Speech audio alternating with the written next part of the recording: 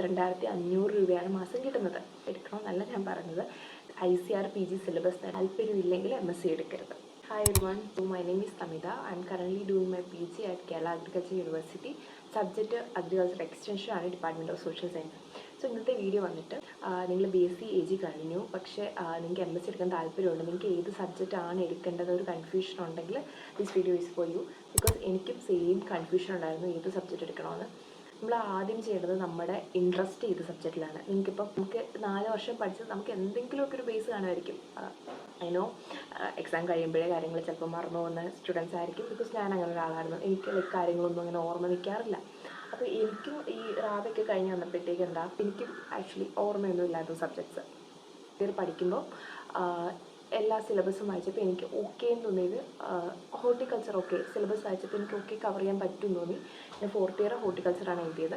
കാരണം എനിക്ക് അപ്പോൾ ഒരു ചെറിയ ഇൻട്രസ്റ്റ് ഹോർട്ടിക്കൾച്ചറിനുണ്ടായിരുന്നു, പക്ഷേ എനിക്ക് എക്കണോമിക്സ് എടുക്കണമെന്നുണ്ടായിരുന്നു. പിന്നെ ഞാൻ വിചാരിച്ചു എക്കണോമിക്സിനേക്കാളും നല്ലത് ഞാൻ I will go four horticulture. പക്ഷേ ഞാൻ വിചാരിച്ചൊരു മാർക്ക് എനിക്ക് കിട്ടിയില്ല. പക്ഷേ ഞാൻ കേരള യൂണിവേഴ്സിറ്റിയിൽ നിന്ന് കൊടുത്തതുമില്ല. അപ്പോൾ പിന്നെ ഞാനതങ്ങ് വിട്ടു. പിന്നെ ഞാൻ കോമ്പറ്റേറ്റീവ് എക്സാംസിന് പ്രിപ്പയർ ചെയ്തു.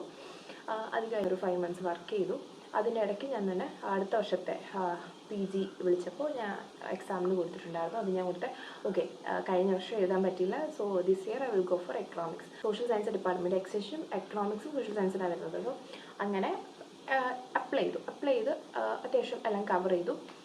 അങ്ങനെ എക്സാം പോയി എഴുതി. അങ്ങനെ റിസൾട്ട് ഒക്കെ വന്നു കഴിഞ്ഞപ്പോഴത്തേക്ക് എൻ്റെ മൈൻഡ് ചേഞ്ച്. ഓക്കെ എക്കണോമിക്സിനേക്കാളും എനിക്ക് പഠിച്ചപ്പം കുറച്ചുകൂടി ഇഷ്ടപ്പെട്ടത് എക്സ്റ്റൻഷനാണ്. സോ എൻ്റെ ഫസ്റ്റ് പ്രയോറിറ്റി എല്ലാം എക്സ്റ്റൻഷൻ വന്നു. അങ്ങനെ എക്സ്റ്റൻഷനാണ് കൊടുത്തത്. സോ ഇതാണ് എൻ്റെ സ്റ്റോറി. പക്ഷേ നിങ്ങളിത് എടുക്കണമെന്നല്ല ഞാൻ പറഞ്ഞത്. നിങ്ങൾക്ക് ഏത് സബ്ജക്റ്റാണ് ഇൻട്രസ്റ്റ് ഇത് നിങ്ങൾ ആ സിലബസ് ഒന്നെടുത്ത് വായിക്കുക. നമുക്ക് ഒരു ഐഡിയയും ചിലപ്പം കാണത്തില്ല ഇതൊക്കെ എന്തുവാന്ന് വരും. ബേസിക് ബുക്സ് ജനറൽ അഗ്രികൾച്ചറിൻ്റെ ബുക്സ് നിങ്ങളുടെ ലൈബ്രറിയിലോ അല്ലെങ്കിൽ ഓൺലൈനായാലും നിങ്ങൾക്ക് തപ്പേ കിട്ടും. സോ ജനറൽ അഗ്രികൾച്ചറിൻ്റെ ബുക്കുകളോ അല്ലെങ്കിൽ നിങ്ങളുടെ UG നോട്ട്സോ ഒക്കെ ഒന്ന് റിവൈസ് ചെയ്തിട്ട് ഓക്കെ എന്താണെന്ന് നോക്കുക. എല്ലാ സബ്ജക്റ്റിൻ്റെയും ICAR PG സിലബസ് എടുത്താൽ എല്ലാ സബ്ജക്റ്റിൻ്റെയും സിലബസ് വൈസ് ലിസ്റ്റാണ്. സോ നിങ്ങളത് വായിച്ചിട്ട് നിങ്ങൾക്ക് ഏത് സബ്ജക്റ്റാണോ ഇൻട്രസ്റ്റ് എന്നാണ് നോക്കുക. നിങ്ങളുടെ ഇൻട്രസ്റ്റാണ് ഫസ്റ്റ് പ്രയോറിറ്റി. സോ അഗ്രിയും അഗ്രി അലൈഡായുള്ള കോഴ്സുകൾക്കും ICARൻ്റെ PG എക്സാമാണ് എഴുതുന്നത്. ഇതിൽ നമുക്ക് മേജർ സബ്ജക്റ്റ് ഗ്രൂപ്പും ഉണ്ട്, മൈനർ സബ്ജക്റ്റ് ഗ്രൂപ്പും ഉണ്ട്.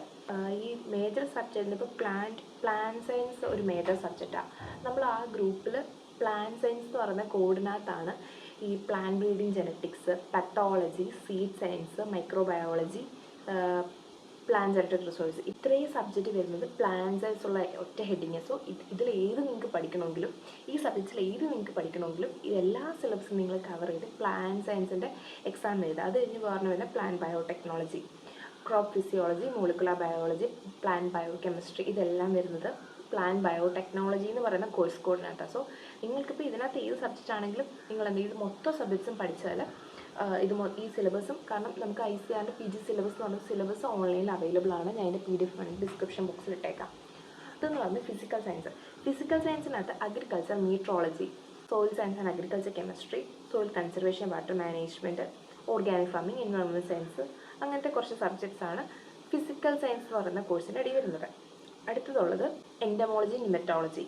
ഇതിനകത്ത് എൻഡമോളജി, നിമറ്റോളജി, സെറികൾച്ചർ ഈ 3ൻ്റെ MScക്ക് 4ാമത്തെ മേജർ ഗ്രൂപ്പായിട്ടുള്ള എൻഡമോളജി, നിമറ്റോളജിയാണ്.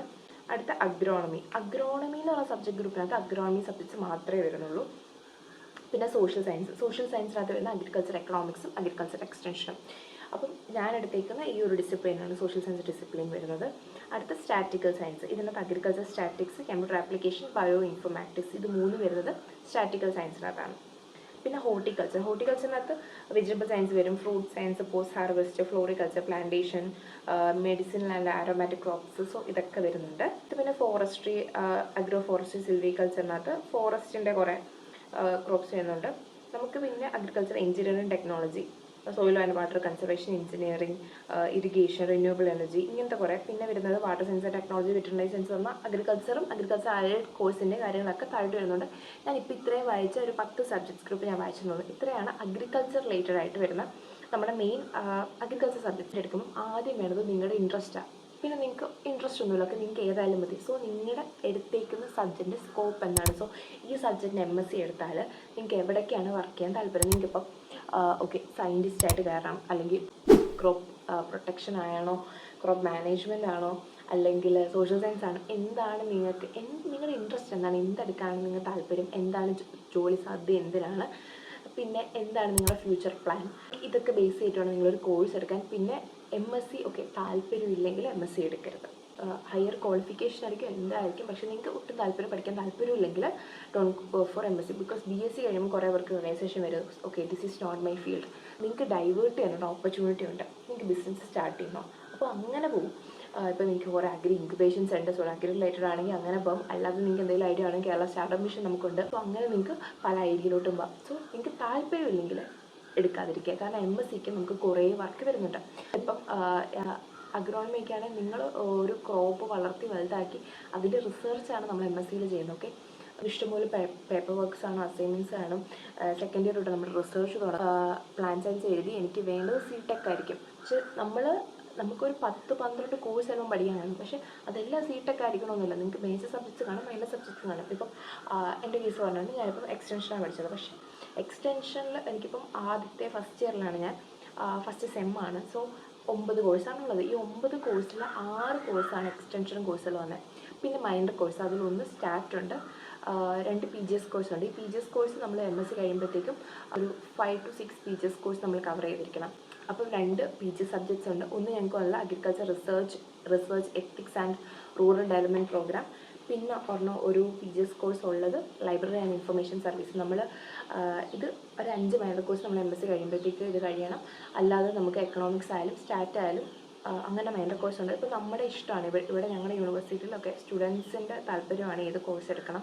ലൈക്ക് നമുക്കൊരു കോഴ്സിൻ്റെ ഫുൾ ഇത് തരും. ഇനി നമുക്ക് ഇഷ്ടമുള്ള ക്രെഡിറ്റ് അനുസരിച്ചിട്ടുള്ള കോഴ്സ് നമുക്ക് ചൂസ് ചെയ്തെടുക്കാം. ആ ഒരു ക്രെഡിറ്റ് കംപ്ലീറ്റ് ചെയ്താലും മതി. ഞാൻ പറഞ്ഞതിൻ്റെ കൂട്ട് നിങ്ങൾക്ക് ഏത് സബ്ജക്റ്റാണ് താല്പര്യം അതിൻ്റെ ഫുൾ നിങ്ങൾ ബേസ് മനസ്സിലാക്കുക. എല്ലാ സബ്ജക്ട്സും ഓൾറെഡി നിങ്ങൾക്കൊരു ബേസ് ഉണ്ടായിരിക്കും. സോ എല്ലാം ഒന്ന് അനലൈസ് ചെയ്യുക, സിലബസ് എടുത്ത് വായിക്കുക. ഓക്കെ, എൻ്റെ ഇൻട്രസ്റ്റ് ചെയ്തതാണ് ജസ്റ്റ് ഒന്ന് എക്സ്പ്ലോർ, അല്ലെങ്കിൽ നിങ്ങളുടെ ടീച്ചേഴ്സുമായിട്ടൊന്ന് സംസാരിക്കുക. അതത് ടീച്ചേഴ്സോട് സംസാരിക്കുക. ഓക്കെ, ഇതെടുത്താൽ ഇത് എങ്ങനെയൊക്കെയാണ്, ഇതിൻ്റെയൊക്കെ സ്കോപ്പ് എങ്ങനെയാണ്. PG PhD പുറത്ത് ചെയ്യേണ്ട അതിനുള്ള സ്കോപ്സും ഉണ്ട്. അപ്പം MSc എടുത്താൽ നിങ്ങൾക്ക് 2 വർഷത്തെ ഒരു കോമ്പറ്റീവ് എക്സാംസ് ആണെങ്കിൽ നിങ്ങൾ പ്രിപ്പയർ ചെയ്യുവാണെങ്കിൽ ഓക്കെ, നിങ്ങൾക്ക് കിട്ടുവാണെങ്കിൽ ഓക്കെ. പക്ഷെ നമുക്ക് കിട്ടിയില്ലെങ്കിൽ ആ 2 വർഷം കൊണ്ട് നമ്മുടെ കൂടെ BSc പഠിച്ച ഒരാൾ MSc പാസ്സായി PG എന്ന് പറയുന്ന ക്വാളിഫിക്കേഷൻ. അപ്പോൾ ഒരു higher qualification is always important. അല്ലെങ്കിൽ ഒരു പ്രയോറിറ്റി വരുമ്പോൾ, ഒരു പ്രൊമോഷൻ ഒരു പ്രയോറിറ്റി വരുമ്പോൾ ഒരു ഹയർ ക്വാളിഫിക്കേഷൻ ഉള്ളതാണ് ആക്ച്വലി നല്ലത്. അല്ല, നിങ്ങൾ 3rd ഇയർ ആണെങ്കിലും 4th ഇയർ ആണെങ്കിലും നമുക്ക് എന്താണ് വേണ്ടത്, നമുക്കൊരു പ്രോപ്പർ പ്ലാൻ ഉണ്ടായിരിക്കണം കയ്യിൽ. സോ നിങ്ങൾക്ക് എന്തെങ്കിലും ഒരു സെക്ഷൻ വേണമെങ്കിൽ ഓക്കെ, ഒരു സബ്ജക്റ്റിനെ പറ്റി വേണമെങ്കിൽ നിങ്ങൾ പറഞ്ഞാൽ മതി. ലൈക്ക് അതേ ഡിപ്പാർട്ട്മെൻറ്റിൽ നിന്നുള്ള എൻ്റെ ഫ്രണ്ട്സ് വരും.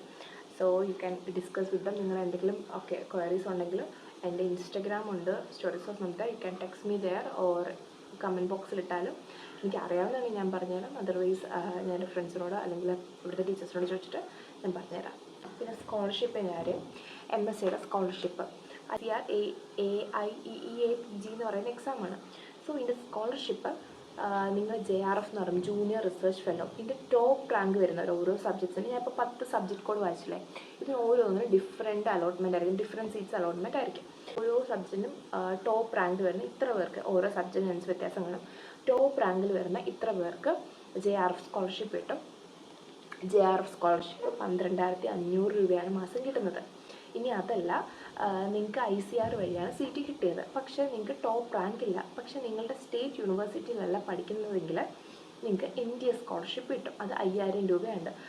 സ്വന്തം സ്റ്റേറ്റ് ആണെങ്കിൽ അത് കിട്ടത്തില്ലെന്നാണ് എൻ്റെ ഒരു അറിവ്. ബട്ട് നിങ്ങളുടെ സ്വന്തം സ്റ്റേറ്റ് അല്ലാതെ നിങ്ങൾ പഠിക്കുകയാണെങ്കിൽ 5,000 രൂപ നിങ്ങൾക്ക് കിട്ടും.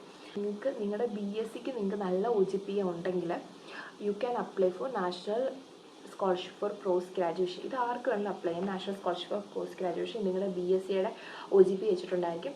ഇതും 15,000 രൂപയാണ് മാസം കിട്ടുന്നത്. ഇത് നിങ്ങൾ KUലാണ് പഠിക്കുന്നതെങ്കിൽ KUവിൽ 2,500 രൂപ വെച്ച് മാസം നിങ്ങൾക്ക് സ്കോളർഷിപ്പ് കിട്ടും. പിന്നെ നിങ്ങൾക്ക് അറ്റ് എ ടൈം ഒരു സ്കോളർഷിപ്പ് അവൈൽ ചെയ്യാൻ പറ്റത്തുള്ളൂ. ഒരു സ്കോളർഷിപ്പ് കിട്ടുന്നവർക്ക് മറ്റേ സ്കോളർഷിപ്പ് കിട്ടത്തില്ല. നമുക്ക് കൊടുക്കാൻ പറ്റുന്ന 1 child scholarship, Indira Gandhi 1 child scholarship എന്ന് പറഞ്ഞാൽ കുറേ നാഷണൽ സ്കോളർഷിപ്പുകൾ, അതൊക്കെ കൊടുക്കാൻ പറ്റും. അഗ്രികൾച്ചർ പഠിച്ചിട്ട് MScക്ക് കൊടുക്കാൻ പറ്റുന്നത് ഒന്ന് ICR സ്കോളർഷിപ്പ് അല്ലെങ്കിൽ സ്റ്റേറ്റ് യൂണിവേഴ്സിറ്റിയുടെ സ്കോളർഷിപ്പ്. ഇത് രണ്ടുമാണ്. National scholarship post graduate studies അത് എല്ലാ കുട്ടികൾക്കും കിട്ടുന്നതാണ്. PG പഠിക്കുന്ന എല്ലാ കുട്ടികൾക്കും നല്ല OGPA ഉണ്ടെങ്കിൽ അതങ്ങനെ കിട്ടും. ICR ഇൻസ്റ്റിറ്റ്യൂട്ടുകളിൽ ടോപ്പ് സ്റ്റേറ്റ് ഇൻസ്റ്റിറ്റ്യൂട്ടുകൾ കിട്ടുവാണെങ്കിൽ പ്ലീസ് ഗോ ഫോർ ഇറ്റ്. കാരണം ഇവിടെ കിട്ടുന്ന ഒരു എക്സ്പോഷർ ആയിരിക്കത്തില്ല ടോപ്പ് ഇൻസ്റ്റിറ്റ്യൂട്ടിൽ കിട്ടുന്നില്ല. IRIയിലൊക്കെ പഠിച്ചിറങ്ങിയാൽ തന്നെ അത് തന്നെ നമുക്കൊരു ഹൈപ്പാണ്.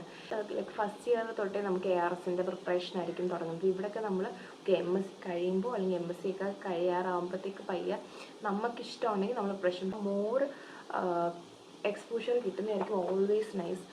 പിന്നെ ഞാൻ പറയുന്നൊക്കെ ക്ലിയർ ആവുന്നുണ്ടോ എനിക്കറിയത്തില്ല. എന്തെങ്കിലും നിങ്ങൾക്ക് ഡൗട്ട് ഉണ്ടെങ്കിൽ പ്ലീസ് ടു കമൻറ്റ് ബിലോ. എനിക്കറിയാനാണെങ്കിൽ പറഞ്ഞുതരാം. Well by.